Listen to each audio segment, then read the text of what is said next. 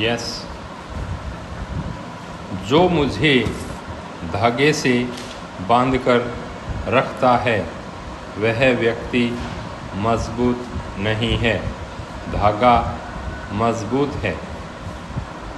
जाति जनगणना की विपक्ष की मांग पर आरएसएस का हालिया बयान इस मुद्दे के तूल पकड़ने के साथ ही इसके प्रति निर्मित असहजता की स्थिति को भी दर्शाता है। हालांकि संघ ने जाति जनगणना के विचार का समर्थन किया है, लेकिन साथ ही आगाह भी किया है कि इस तरह के सर्वेक्षण का इस्तेमाल राजनीतिक या चुनावी उपकरण के रूप में नहीं किया जाना चाहिए। केरल में संघ परिवार के शीर्ष नेताओं के 3 दिवसीय सम्मेलन के बाद प्रवक्ता सुनील अंबेकर ने जोर देकर कहा कि जनगणना से प्राप्त डेटा का इस्तेमाल केवल कल्याणकारी उद्देश्यों के लिए किया जाना चाहिए।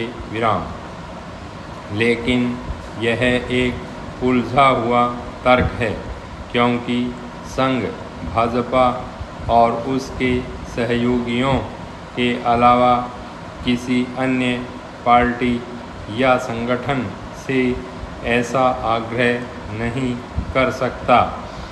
जाति जनगणना की मांग 2024 के लोकसभा चुनाव के दौरान विपक्ष के नैरेटिव का हिस्सा थी और चुनावी सफलता का स्वाद चखने के बाद राहुल गांधी ने इसे अपना मुख्य हथियार बना लिया है।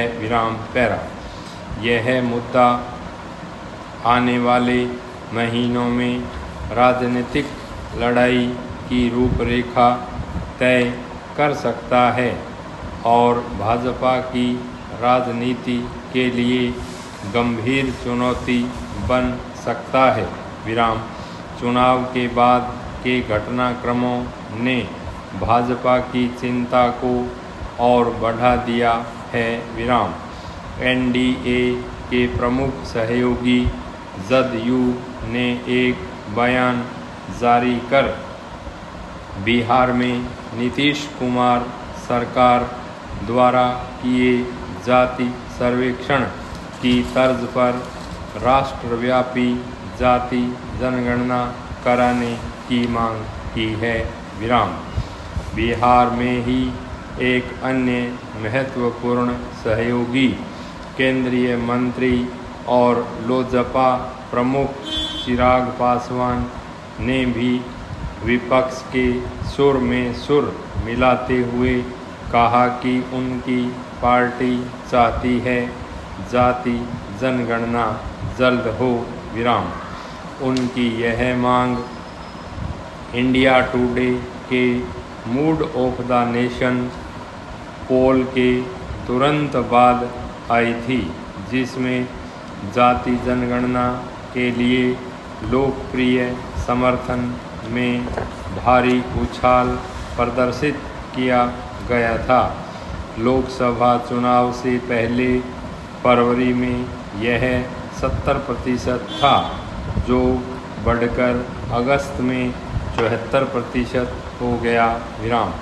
पिछले 4 दशकों से जाति और हिंदुत्व के मुद्दों ने ही राजनीतिक प्रतिमानों को तैयार किया है, जिसमें भाजपा मंडल दलों की पिछड़ी जाति की राजनीति का हिंदू बहुसंख्यकवाद से मुकाबला करती रही है, खासकर उत्तर भारत में। हालांकि ओबीसी के लिए सरकारी नौकरियों में आरक्षण पर मंडल आयोग की सिफारिशें लागू करने के वीपी सिंह के फैसले ने जाति की राजनीति को शुरुआती बढ़त दी थी, लेकिन यह लंबे समय तक नहीं टिकी। ओबीसी आरक्षण के लाभ छिटपुट थे और वे बड़े ओबीसी समूह के भीतर चुनिंदा प्रमुख समुदायों के हितों की ही पूर्ति करते थे। मंडल पार्टियां जल्द ही अनेक टुकड़ों में टूट गई, जिससे हिंदुत्व को उभार के लिए स्पेस मिला। अयोध्या में राम मंदिर के निर्माण के लिए जातियों के परे हिंदुओं को सफलतापूर्वक लामबंद करने से हिंदुत्व भारतीय राजनीति की धुरी के रूप में स्थापित हो गया। नरेंद्र मोदी के उदय के रूप में संघ परिवार को मंडल राजनीति का सही जवाब मिला था।